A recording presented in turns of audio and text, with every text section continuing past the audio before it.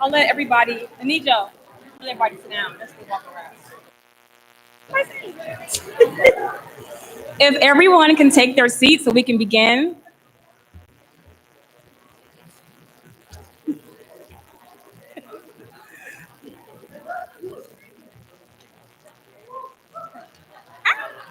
Okay, good evening. My name is Shari Jones. I am the Director of Student Success at IB. Thank you. I would like to welcome you to ID Spring 24 graduation reception. Let's give a hand for all of our graduates and all of their hard work.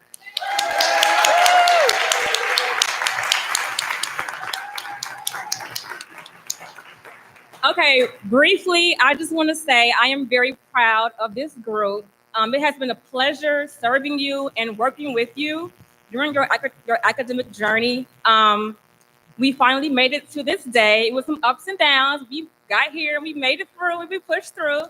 But I'm very proud of you. I know you all will go on to do great things. Please, please, please don't forget about us. Come back and visit, email, chat, what have you. I'll still be here. We'll still be here. But congratulations, and we'll move on. So our first speaker for the evening will be our Dean, Anijo Mathew, and then we'll move forward in the service.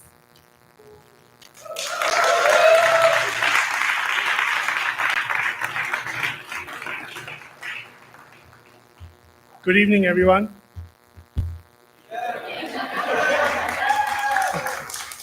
Okay, so for those of you whose first time, who's coming to this building for the first time, what do you think? What do you think of our great home? Is it good? Good. Okay. Welcome to the 83rd graduation ceremony of the Institute of Design at Illinois Tech.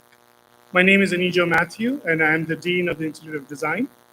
As you know, the official commencement ceremony is tomorrow, but we always try to do something special for our graduates here in their home, the Institute of Design. This way, they can show their partners, their parents, and their friends what they really mean when they say, I do design. I'm going to start this day by taking you back to May 11th, 1974. Jay Doblin, the former director of the Institute of Design, was giving a speech here, not in this building, at the Institute of Design. That's 50 years ago to the day from your commencement tomorrow. And he said, however talented and well-trained, the designer's effectiveness is blocked by a visually illiterate public, programmed to demand bad design and bad art. The big issues that confront design, communications, transportations, housing, environment, education, and energy are beyond the power of the design. It's 1974. If you look at 1974, which I did because that's what I do, I'm a researcher, it'll seem eerily like 2024. There was an escalation of the Arab conflict. Oil prices were at an all-time high. A US president was under trial, and new technologies were being revolutionized in the communication industry. Just a year before, in 1973, Xerox Alto was launched. It introduced two revolutionary new technologies, the GUI and the Ethernet. And Marty Cooper, an alum of Illinois Tech, who is here on campus today, made the first call on a cell phone. Just imagine that. 50 years later, the same geopolitical and social conflicts that Doblin saw in his era have cropped up again. And a couple of years ago, OpenAI brought us ChatGPT, and the world looks completely different.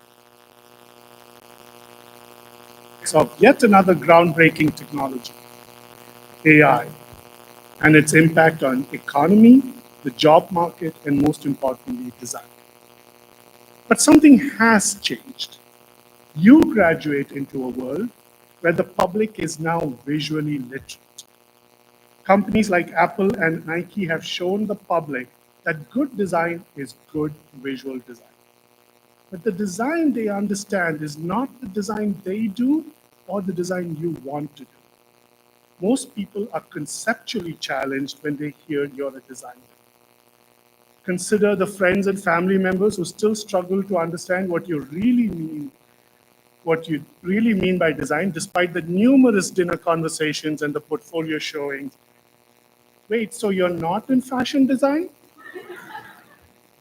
For people who are not part of ID, here's a simple way to understand what we do here. Every strategic choice, every strategic decision is made up of two parts: strategic choice making and strategic decision making. Think of a decision line. Every decision you make starts with two lines that diverge. You create choices. And then those lines converge, you make a decision. Most people are trained to focus on the second half of this decision line, how to make decisions. Designers are taught to focus on the first part of this decision line, how to make choices. Now, you know what's cooler?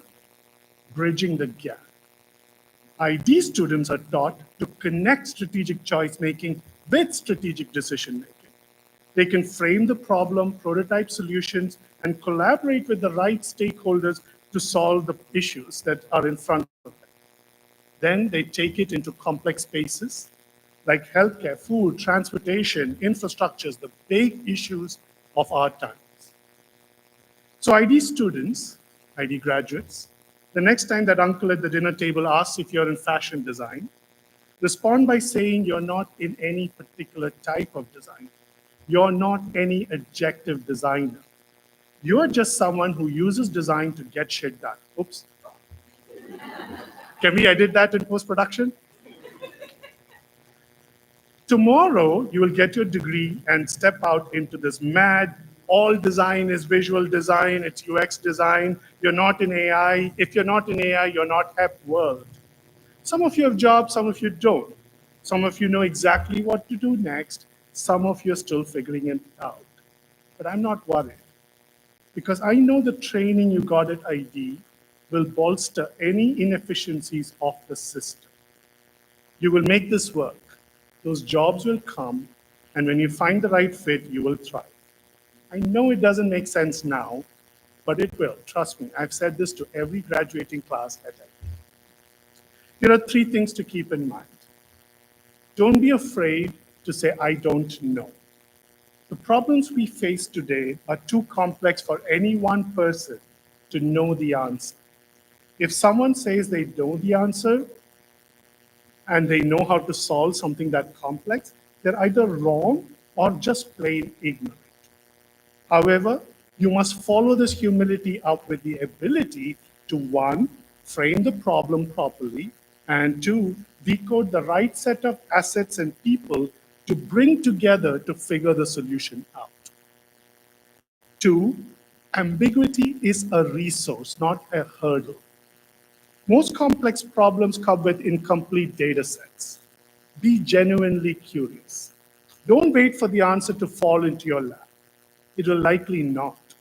Step up, look around you, ask questions, figure out what's missing. Your ability to ask questions in the face of incomplete data will differentiate you from everybody else. Finally, and for those of you who have taken my class, you know this is my favorite line, stop benchmarking the past. Prototype the future. The past is endearing because we understand it. The problem is everyone else has the same information. Be optimistic and trust the training you have. You have the unique superpower to conceive, visualize, and prototype futures that no one else can see or imagine. Use this superpower to your advantage. I'm going to leave you with an amazing quote. After yesterday's board meeting, one of our board members came up to me and mentioned this to me. I loved it so much that I've been quoting it to everybody. But it turns out I'm the only one who hadn't heard this quote before. It's a sports reference, so you can imagine that's okay. When asked how he manages to win so many matches, the great Wayne Gretzky, the ice hockey player, said, "I skate to where the puck is going to be, not where it is." That's it, folks. That's the answer to everything. Skate to where the puck will be, not where it is today or where it was yesterday. Thank you and best of luck.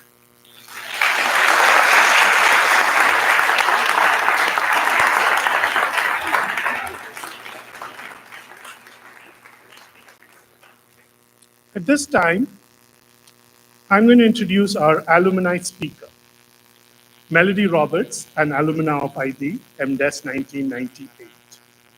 Since graduating from ID, Melody led the innovation team at Panera Bread and has been part of the innovation team at McDonald's. She worked at IDEO and Smart Design as a consultant, and she's now the co-founder and CEO of a healthcare startup called Live Labs. So she's really done it all. 4 years in higher education, 7 years in consulting, and 12 years in food services R&D. Every year, we ask an alumni to join us at the graduation ceremony so they can give you a little hint of what's ahead of you. What you can expect as you step out into this, what did I say it was? Mad, all design is visual design. If you don't know AI, you're not a hep world. That's what she's going to help us figure out.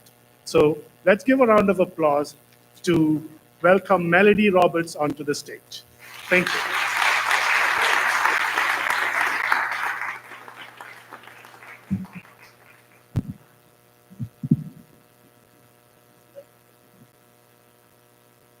I'm not on my podium yet. Good evening, ID community, parents, and especially almost graduates. Between Jay Doblin and your graduating class is mine. If you had told me 26 years ago that I'd be speaking to the 2024 graduating class at the Institute of Design, I would have believed you. So I'm generally optimistic. I had high expectations for my own career, but most importantly, when I was 13, my mother made me take speech and public speaking classes with Toastmasters. So I would never disappoint her by turning down an opportunity like this one. But if you had told me 26 years ago that I'd have a home in the American South,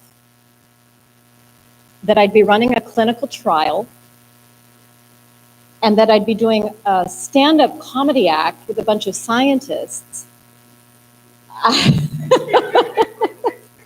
really would not have believed you, and frankly, it would have been completely absurd even 7 years ago.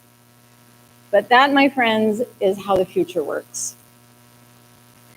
Some opportunities fit your plan.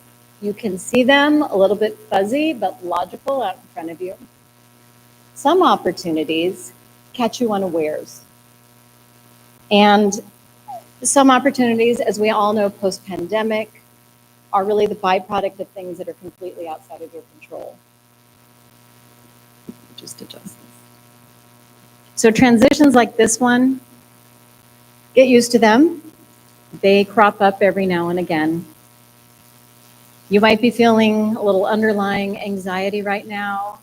It's not great, but it'll go away. It's temporary. I'm only going to give you one piece of advice tonight, and that is just lean into these transitions. They are like the 3 years you just had, 2 or 3 years you've just had, learning experiences. They help you grow.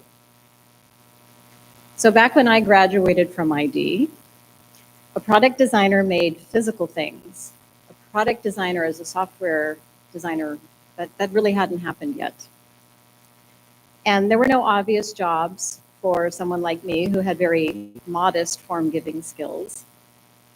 In fact, we were sort of new. There were no postings for design researchers, not a thing. User experience designers, interaction designers, kind of barely a thing. Design researchers, what? I think someone told me that was an oxymoron. It might still be. So back then, job hunting required a lot of creative effort, trying to explain what you did. It wasn't just your parents who didn't understand, it was literally the entire industry. And at the same time, we somehow all found a place to be. I personally wanted to work for Philips Design. And I mean, some of you were alive back then and in design back then, a handful of people in the room I know. Philips Design was having this visual design renaissance. They were developing housewares that had symbolic and visual motifs that harkened back to Dutch craft. It was all just super cool. That's where I wanted to be. So I don't know how I did this, but I got in touch with the folks who had an open position at Philips in Eindhoven in the Netherlands. And that position was a consumer researcher. I now know that that's a marketing position.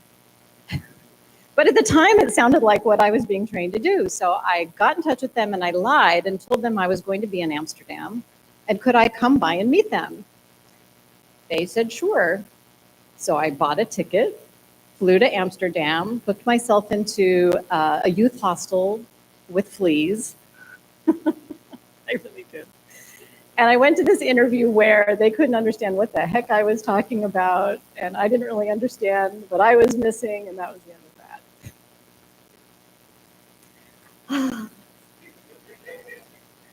that. I mean, we liked each other. But.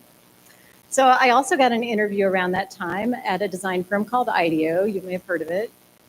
The head of the product design team in Boston had gotten my resume, sort of like the look of me. I flew out there, we all met.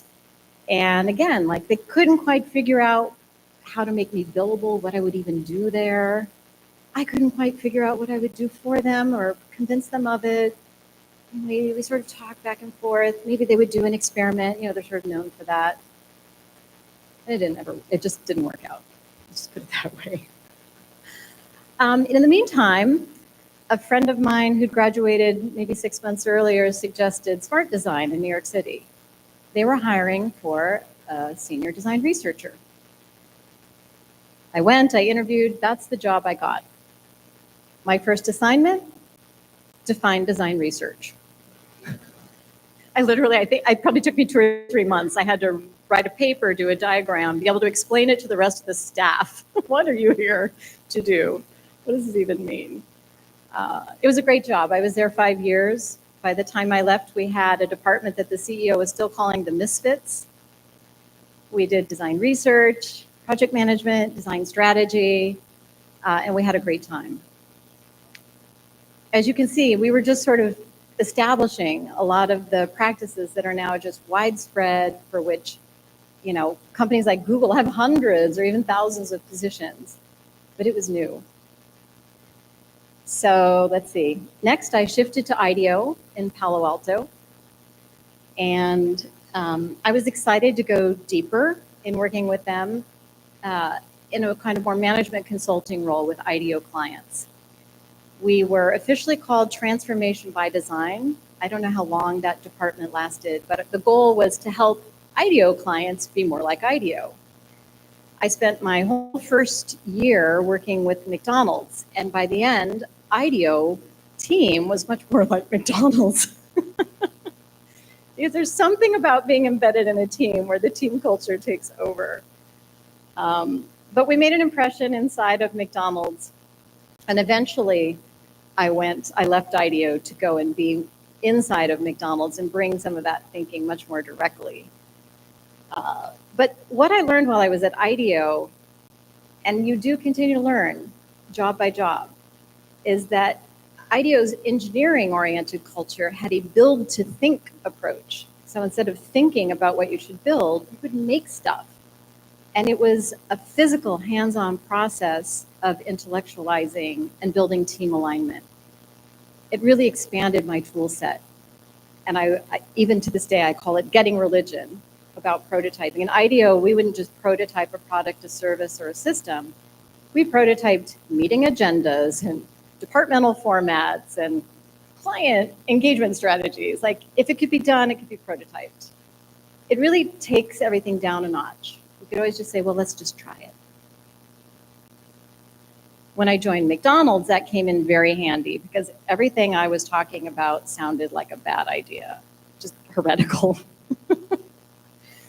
So at the time, the McDonald's ops and engineering team was under incredible pressure from a new chief restaurant officer who wanted to create a single, flexible restaurant operating platform that would enable him to hold every single one of the 34,000 restaurants in the world accountable to their standards.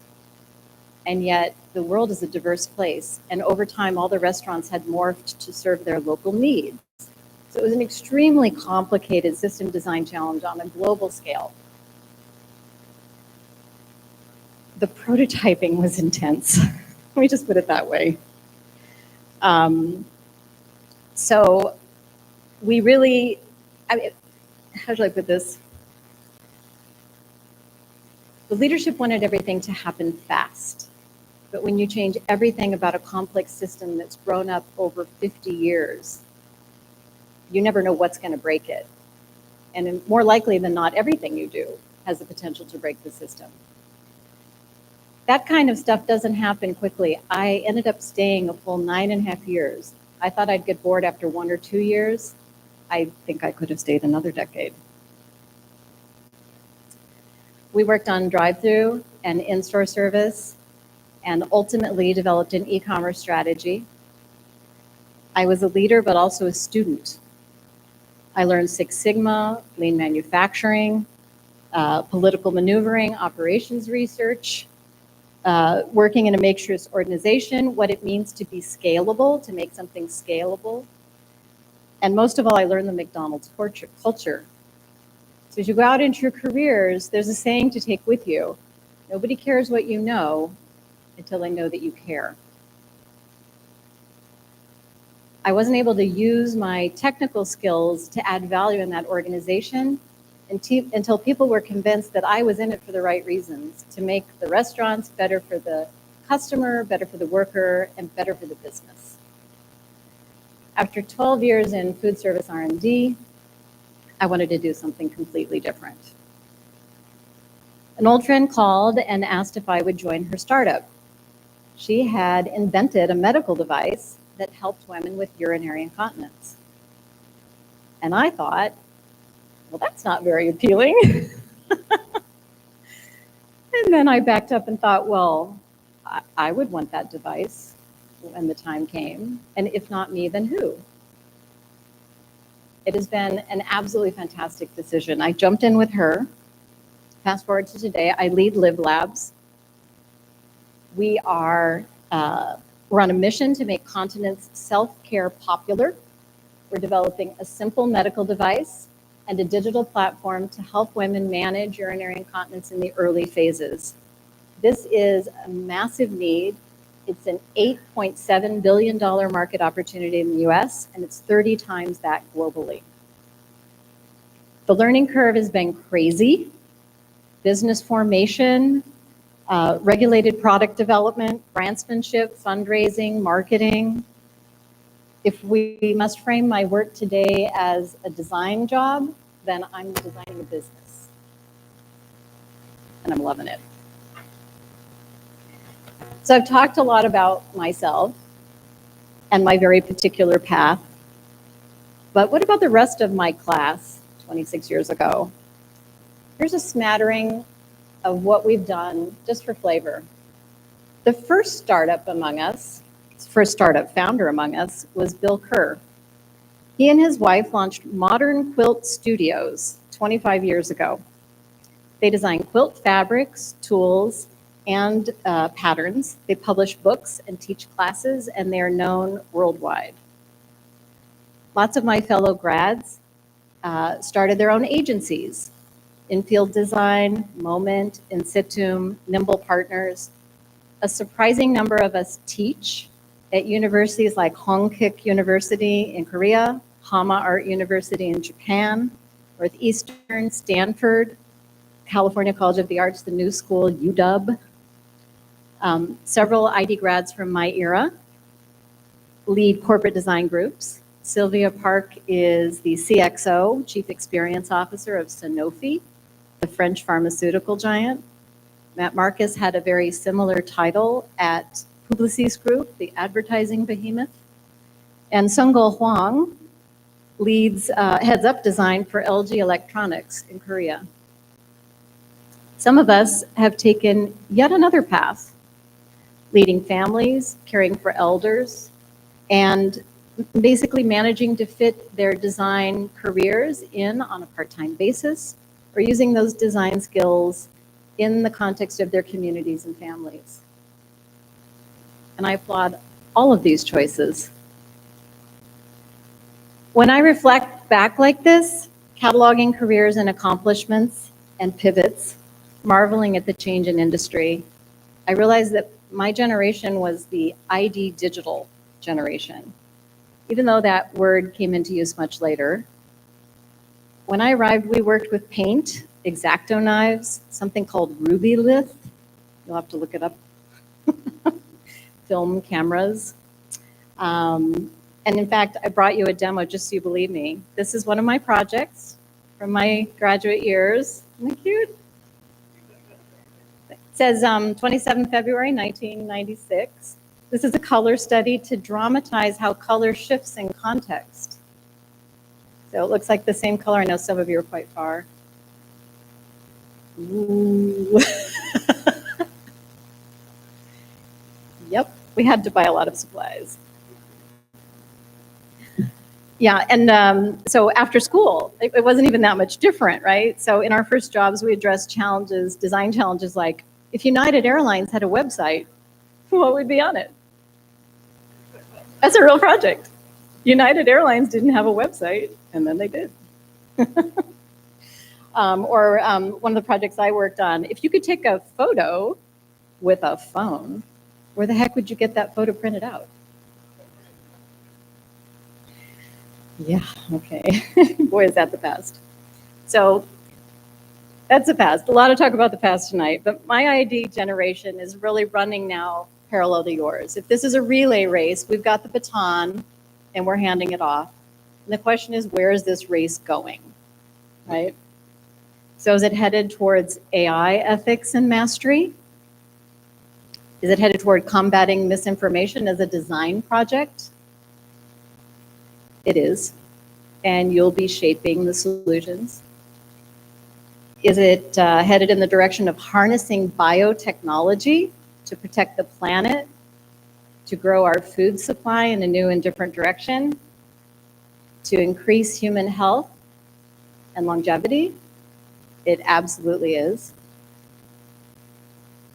Will you be designing things that are grown? I believe you will. Will the relay race run off the products and services track and find you shaping the political and government structures that we think of as inherent, but in fact are very much human created?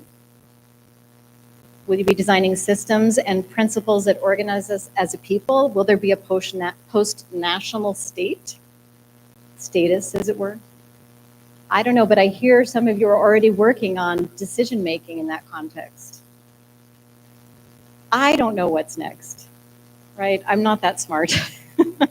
But when we all find out, I know that you will be there shaping it, taking joy in it, and using the skills and the talent that you have, and I am very grateful to you for that. I know because I listened to last year's speeches in preparing for this one, that you are fully aware of your own power to make change in the world, that you're walking out of here impassioned with care for the planet and for the people on it, that you're committed to discovery and experimentation and innovation with purpose. And I suspect, especially in the geopolitical context we're all living through, that you're also very aware of and grateful for the privilege to have had this education at this time and to be in a position to make this kind of change. And having said that, let's do a little exercise, and it's an individual exercise, not a team one. And it's for everyone in the room, not just the graduating class. I'm going to ask you to think back. Where were you 5 years ago in May of 2019 before the pandemic?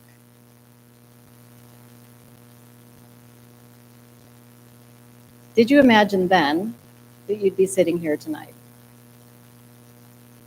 I see some heads nodding. All right, think back 10 years ago, right? So that's 2014. Where were you in May of 2014? Thinking. How was your life then?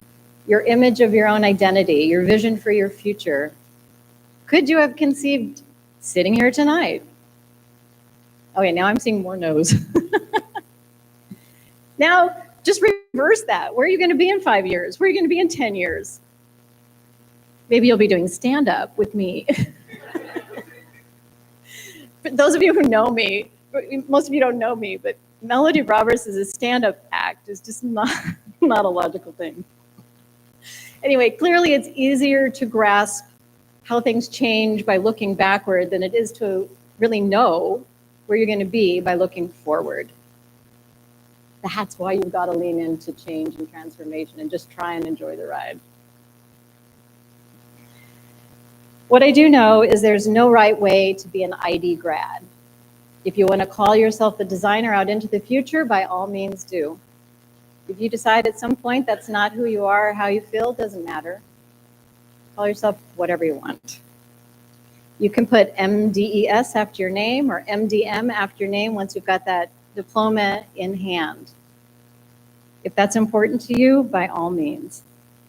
You can start teaching now, like so many of the grads around us, or never. You don't have to teach, fun fact. Your tuition did not obligate you to practice in the way that anyone else has. And I think the main thing is I put a few paths out in front of you to inspire you, but not to say that's what you should do, not to say that's what success looks like, just to give you the flavor of how unpredictable, unexpected, and divergent it can all very well be. Only one thing is certain. We, the generation that came before you, will be relying on you to invent, to envision, to act, and most of all, to care. Nobody cares what you know until they know that you care. So start there. Congratulations on your past accomplishments and much success in your futures. Thank you.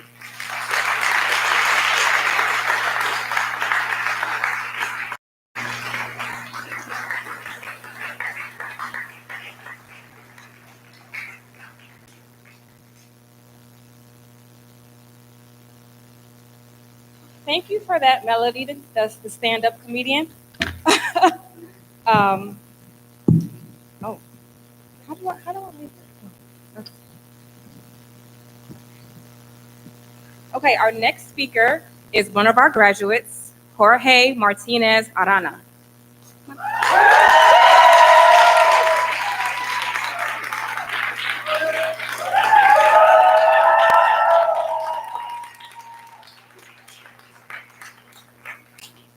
Thank you all so much. I'm also a little petite, so I hope that's okay. Thank you so much, Shari. That was perfect pronunciation. Good afternoon, everyone. It is an honor and a pleasure to be here in front of you all, friends, families, teachers, and staff. Before we start, I'd like to give some context, because context here is everything. As I was introduced, my name is Jorge. I graduated this past December from the Master of Design and the Foundations program. A lot of foundations here. So that meant that for 2.5 years, I was able to be for the better part of the day in this building with a lot of the wonderful people that are here. And when I got asked to do the commencement speech, I hesitated, and because it's a daunting task to speak to a lot of the people that are here. There's a lot of us. But the reason that makes it daunting, it's also the reason to celebrate today. So many of us with so many different ambitions and interests. So going forward, I'll try to be brief. So I would like to invite everyone after this to try to get to those stories that are not exactly being portrayed here. So I'll be brief so we have more time to ask that question later.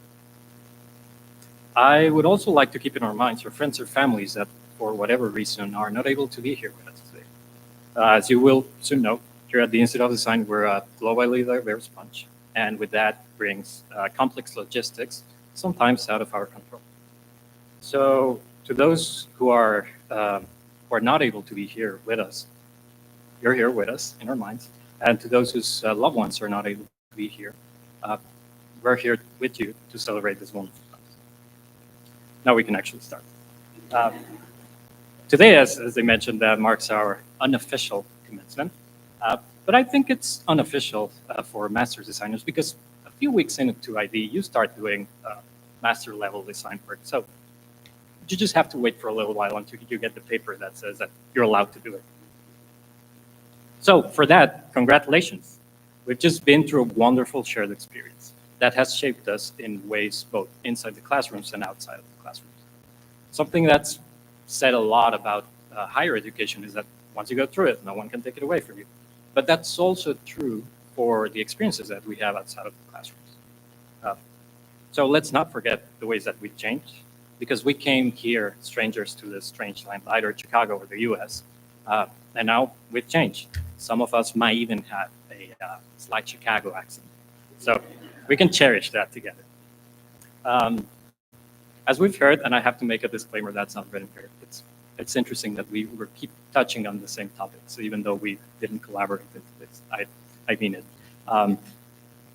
We've heard about design, where design will go, a little bit of why we shouldn't talk to the past. I will for a little bit, Anijo, because I think it's important to celebrate those years that we've been here together and how they will help us shape the ones that are ahead of us. So I'm sure if you ask 10 of us why we came to ID, you'll come out with 15 answers. And double that if we're together in the same room. We'll start discussing it and someone will bring in a whiteboard and it'll be half an hour.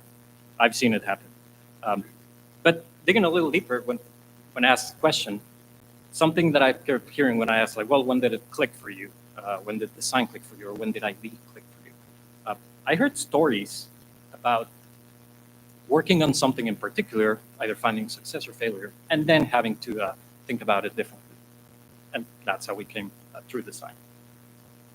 So in a way, we started to develop this particular or personal taste in how we found the problems and how we went about them.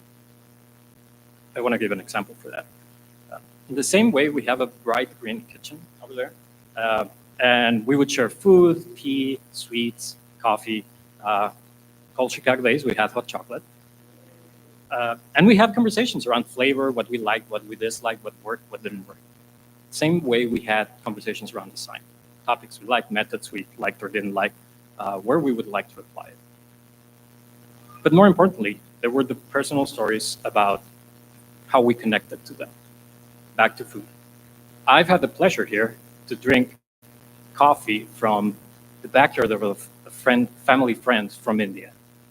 I've tasted sweets brought from Japan when people were visiting their families.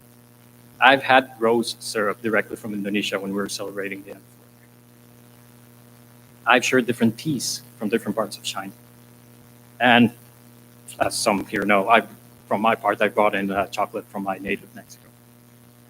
The same goes for the conversations that we had around us. We were sharing the special connections to the problems and how they got us here. That diversity in taste, as I'm willing to call it, has made IB for me that special place that I so much cherish now. Because honestly, where else are you going to find a place that has people from all these different walks of life working on all these different kinds of projects? And I'll read them out loud. Some of them sound like it's a setup for a bad joke. Seriously, some of the examples that I've seen here in my time, engineers working on better customer experience for an insurance company.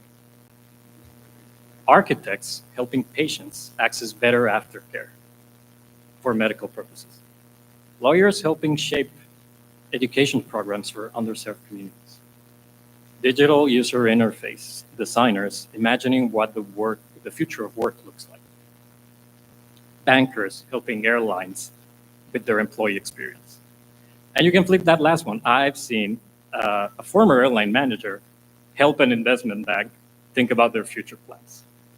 Nowhere else would I be. But bad jokes aside, why am I so fixated in this? And similar to what we've heard, because those are our tools in how we will shape what the future of our practice looks like. This is, as we all know, a moment where we're facing doubts about what's the value that we bring to organizations. And it's on everyone that practices design, and that includes us, to shape it to continue to be a method and a force of good out there in the world so we can tackle the biggest challenges. Let me be clear about this. I am not against a healthy dose of questioning because we tried from that. But for me, all of these doubts also made me forget some of the parts why I'm here, what I decided to come here, and what I believe in design. So prompting a little bit of introspection from that, I found here what we built as a proof of our capabilities. Our community with wildly different interests, but with some crucial common points. Now listen up. Curiosity in others, the humility to admit that we know very little and need others to have a greater impact on the work. And of course, as I said, that personal connection to the problems that we've chosen to work. I really, really hope you realize that by coming here to IB and bringing in that taste, we now leave having shaped how the practice of design is done here and out there. And we've expanded its reach, even if just a little. And part of my proof is in this very building. Some of you remember 3 years ago when we came in, it was a blank slate. It was like coming into a refrigerator. Everything was white, even more than now. Now take a lap around. You'll find pops of color. You'll find ornaments. You'll find plants. You can tell who is in the building by the mugs that are around the building.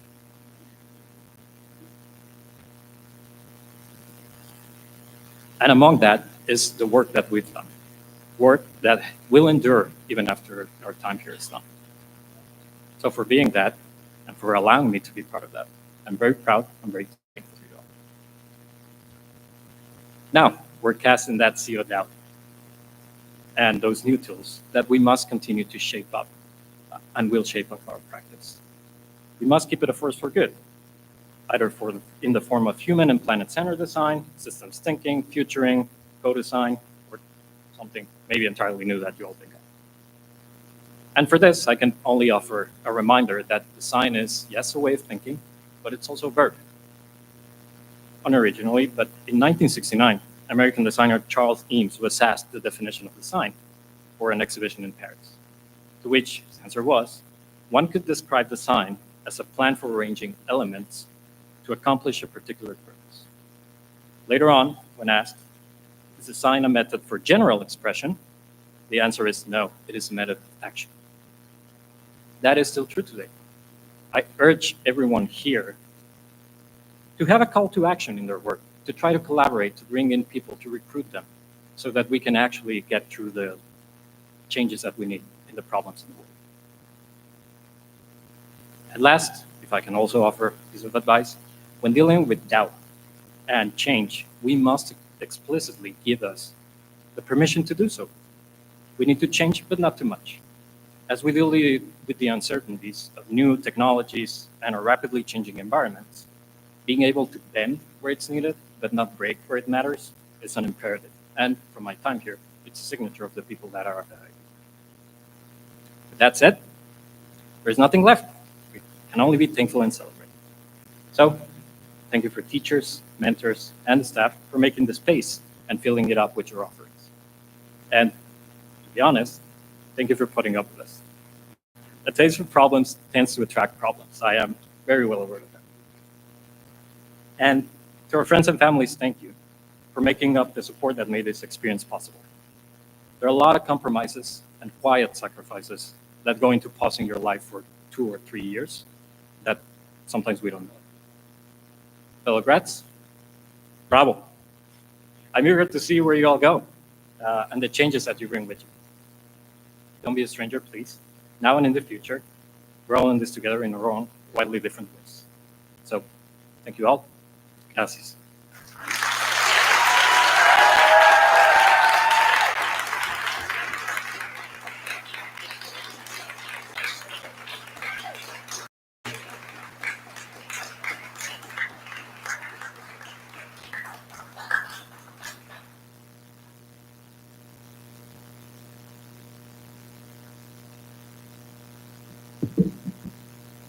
Okay, so that concludes the formal ceremony. Before we step out and I'll explain what's next, I want to acknowledge a few people here. I'm going to start by acknowledging all the faculty members in the audience. Can you just raise your hands or?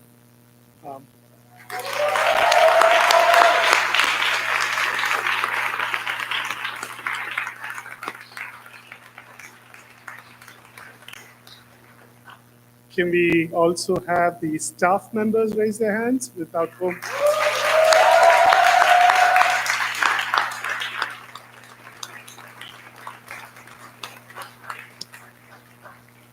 Can all the alums of ID raise their hands? Anybody who's here who's not part?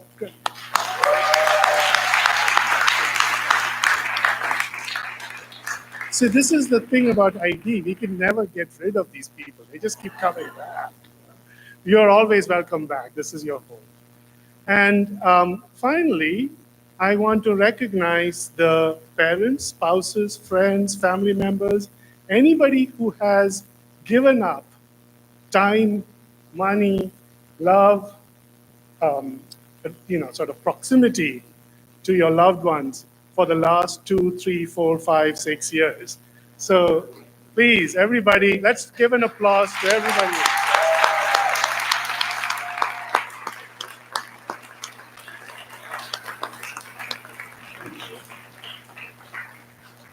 Okay, so now what's next?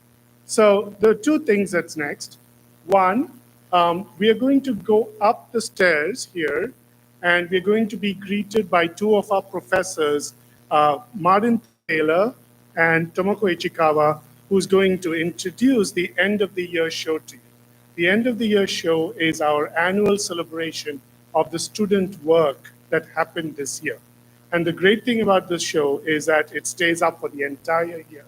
And I am going, then when the visitors to ID come, I use this to explain all the great stuff that happens here.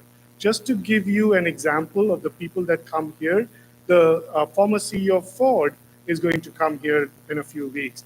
The Chief Experience Officer for Veterans Affairs is going to come here. We're probably going to have people from KPMG and Microsoft leadership here. So these are the kind of people that get to see this work. So it's very, it's of immense pride for us to show the work that our students create. So I hope you will enjoy that today out here, right behind you. Mari and Tomoko will lead you through that. And then to the right is our steel case space. If the speeches weren't already heady enough, we have food and libations so that you can get a little drunk and enjoy the rest of the evening. And so what I urge you to do, for those of you who are not graduating today, tomorrow, I urge you to go up the steps, to the end of the year show. And for those of you who are graduating, I want you to come down where Shari can give you your graduating gifts. So that is the parting conversation here. Thank you so much for coming. Thank you all for joining us this evening. And I look forward to seeing all of you later today. So we've managed to keep this a surprise somehow.